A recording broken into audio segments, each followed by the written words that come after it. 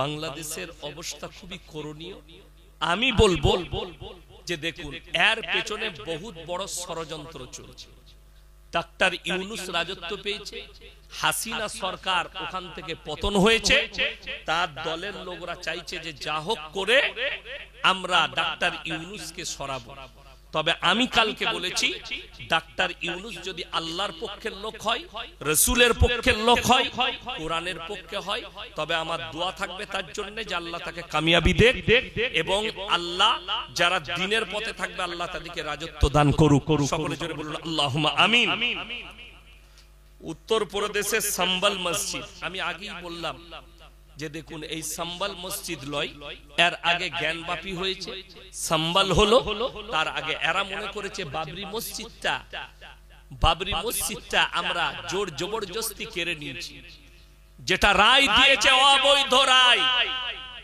বাবরি মসজিদের রায়টা রাইট নয়, রং। তোমরা গায়ের জোরে রায় দিয়েছো। বাবরি মসজিদে প্রমাণ পাইনি যে ওখানে মন্দির ছিল রাম। ওদেরই পুরোহিতরা বলছে রামের জন্মের জায়গারই ঠিক নেই, এখন তিনি কোথায় জন্মগ্রহণ করেছেন। বড় কষ্ট লাগে। যাই হোক, তোমরা যে স্বপ্ন দেখছো আমরা তোমাদের স্বপ্ন পূরণ হতে দেব না। তবে আপনাদেরকে বলে যাই, অ্যালার্ট থাকবেন, যেদিনে কলকাতায় ডাকা হবে আপনারা হাজির হবেন। জোরে বলুন ইনশাআল্লাহ। তারা উঠে পড়ে রেখেছে ওয়াকফ সম্পত্তিটা, 46,000 একর জমি খালি মুসলমানের আছে ওয়াকফ সম্পত্তিতে। বর্তমানে এইগুলো কেড়ে নিয়ে আদানি আর আম্বানিকে দিবার একটা পরিকল্পনা করেছে মোদী সরকার। ইনশাআল্লাহ কামিয়াবি হতে দেব না, ইনশাআল্লাহ আমরা হতে দেব না তোমার এই কামিয়াবি। কেন? আম্বানি যে জায়গাটায় বাড়ি করে রেখেছে তার বাড়িটা, ওই জায়গাটা ওয়াকফ সম্পত্তির জায়গা। সে বাঁচানোর জন্য তাকে ওই জায়গাটা মাত্র ধোকা দিয়ে 50 কোটি টাকায় কিনা হয়েছে। বর্তমানে কয়েক হাজার কোটি টাকার মূল্য ওই জায়গা। মুম্বাই ধোকা দিয়ে মুসলমানদিকে কিনা হয়েছে। এইরকম হাজারো সম্পত্তি আপনার কেড়ে নিবে, আদানিকে আর আম্বানিকে দিবে, তোমরা কাজ করো। আর আপনাকে এসে বলবে এই রোডের সাইডে সাকরাইলের আপনার অঙ্কুরহাটির মসজিদ, এই মসজিদটা ভেঙে দিয়ে তোমরা অন্য জায়গায় মসজিদ করো, জায়গা দিচ্ছি, এটাই আমরা একটা আমাদের নিজস্ব কোনো প্রকল্প করব। আপনি কিছুই করতে পারবেন না। ওই জন্য এটা আমাদের বাপ দাদুদের সম্পত্তি, আমাদের পৈতৃক সম্পত্তি, আমরা এটার জন্য প্রাণ দিতেও রাজি আছি। সকলে জোরে বলুন ইনশাআল্লাহ। আর ইনশাআল্লাহ আমি নিয়ত করেছি, যেমন ভাবে বলছে জ্ঞানবাপী মসজিদের নিচে মন্দির আছে, যেমন ভাবে বলছে সম্বলের মসজিদের মন্দির আছে, আমিও ইনশাআল্লাহ খুব তাড়াতাড়ি কার উপরে টার্গেট করব বলা মুশকিল। আমি তো খালি দুটো নাম এমনি নিলাম, কিন্তু কোন জায়গাকে টার্গেট করে আমি হাইকোর্টে কেস করব তা কেউ জানে। খুব তাড়াতাড়ি আমি ইনশাআল্লাহ, আমি অনেকজনকে বলেছি রেডি হও, হাইকোর্টে কেস দাখিল করো, আমাদেরকে অর্ডার দাও, এই জায়গা সার্ভে করে ওর তলায় মসজিদ আছে খুঁজে বার করো। আপনারা জানেন বর্ধমানে ইউনিভার্সিটি আছে না? আছে। খোঁজ নিয়ে দেখুন ইউনিভার্সিটিটা কার জায়গায় আছে।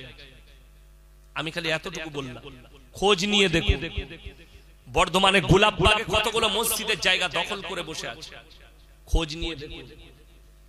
আমার একজন বন্ধু আছে, অনেক কেস লড়ে বর্ধমানে হাইকোর্টে, বর্ধমান কোর্টে কেস লড়ে ওই জায়গা বার করে মসজিদ তৈরি করেছে ইউনিভার্সিটির কাছে। আলী ভাই না, আল্লাহ তার হায়াতে বরকত দেখ, বলুন আমিন। লোকটা বড় মেহনত করেছে, আমার খুব খাস বন্ধু, বড় মসজিদ করেছে। তাই আমার ভাই, সকলে হাত তুলে একবার বলুন আজ থেকে নামাজ কেউ ছাড়বো না। জোরে বলুন ইনশাআল্লাহ।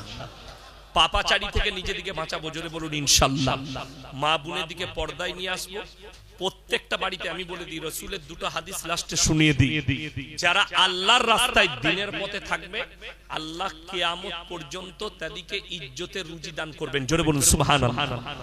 যারা 5 ওয়াক্তের নামাজি হবে মৃত্যুকাল পর্যন্ত, হাদিসে আছে, তাদের রুজিতে কোনোদিন কমি হবে। প্রত্যেকটা বাড়িতে নামাজ চালু করব। জোরে বলুন ইনশাআল্লাহ।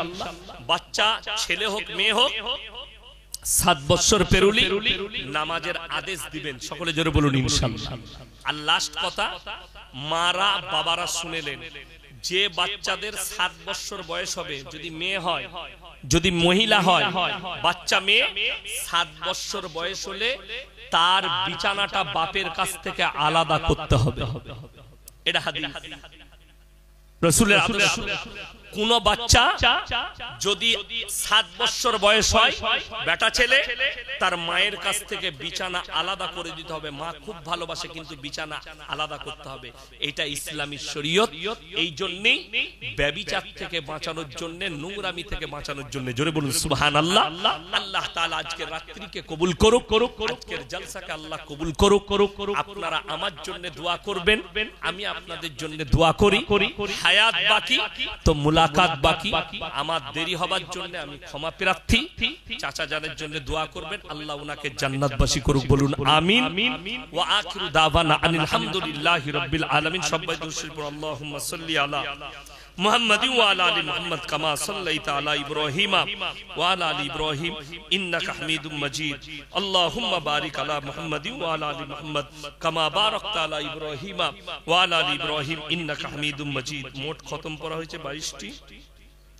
সূরা ইয়াসিন সূরা পড়া হয়েছে 10 বার। কালিমা শরীফ 17,500 বার। রব্বানা আতিনা ফিদ দুনিয়া হাসানা ওয়া ফিল আখিরাতি হাসানা ওয়া কিনা আযাবান নার। রব্বানা লা তুযিগ কুলুবানা বা'দা ইদ হাদাইতানা ওয়া হাব লানা মিন লাদুনকা রাহমা ইন্নাকা আনতাল ওয়াহ্হাব। ইয়া আল্লাহ, আমরা গুনাহগার, খাতাকার, বদকার, সিয়াকার, গুনাহকে maaf করে দাও, খাতাকে দরগুজার করে দাও। আমাদের সকলকে তুমি পরেজগার, মুত্তাকি, দিনদার বানিয়ে দাও। তোমার দিনের প্রতি পরিচালিত করে দাও। আমরা অসহায়, দুর্বল, ভিখারির মতো হাত দুটো তুলেছি, তুমি আমাদের হাতকে ফিরিয়ে দিও না। আজকের এই মজমায় যে সমস্ত ভাইয়েরা, মায়েরা, বোনেরা আমরা হাত তুলেছি, হাত তোলার পূর্বে বিগত জীবনের সমস্ত সগীরা কবীরা, জাহিরি বাতিনি, দিনের দিবলে, রাতের অন্ধকারে, জেনে অজেনে যত পাপ করেছি সব তুমি ক্ষমা করে দাও। আমাদের পূর্বপুরুষ যারা দুনিয়া থেকে চলে গেছে, আল্লাহ তাদেরকে ক্ষমা করে দাও। আমরা যখন দুনিয়া থেকে যাব, কালমার সঙ্গে খাতমা নসিব করো। আল্লাহ কিয়ামতের ময়দানকে আসান করে দিও। তোমার রাসূলের হাতে হাউজে কাউসার তুমি দান করো। আল্লাহ পুলসিরাতের উপরে বিদ্যুতের গতিতে পার করে দিও। যেভাবে চললে তুমি রাজি খুশি হবে সেইভাবে পরিচালিত করে নাও। যে ভাইয়েরা কচি কাচারা মেহনত করে আজকে জলসাকে দিয়েছে, আল্লাহ তুমি তাদের জানে, মালে, ইজ্জতে বরকত দাও। তাদের কারবারে, ব্যবসা বাণিজ্যে বরকত দাও। আল্লাহ এই গ্রামের প্রত্যেকটা বাড়িতে তুমি দিনের আলোকে জ্বালিয়ে দাও। আল্লাহ প্রত্যেকটা আমার ভাইকে মুমিনা বানিয়ে দাও। আল্লাহ জানি না তুমি কাকে ভালোবাসো। কত উলামায়ে দ্বীন হাত তুলেছেন, কত হাজী সাহেব, কত মুরব্বি বাবাজি, কত নওজওয়ান। ওয়া সাল্লাল্লাহু তাআলা আলা খায়রি খালকিহি মুহাম্মাদিন ওয়া আলিহি ওয়া আসহাবিহি আজমাইন বিরহমাতিকা ইয়া আরহামার রাহিমিন। আসসালামু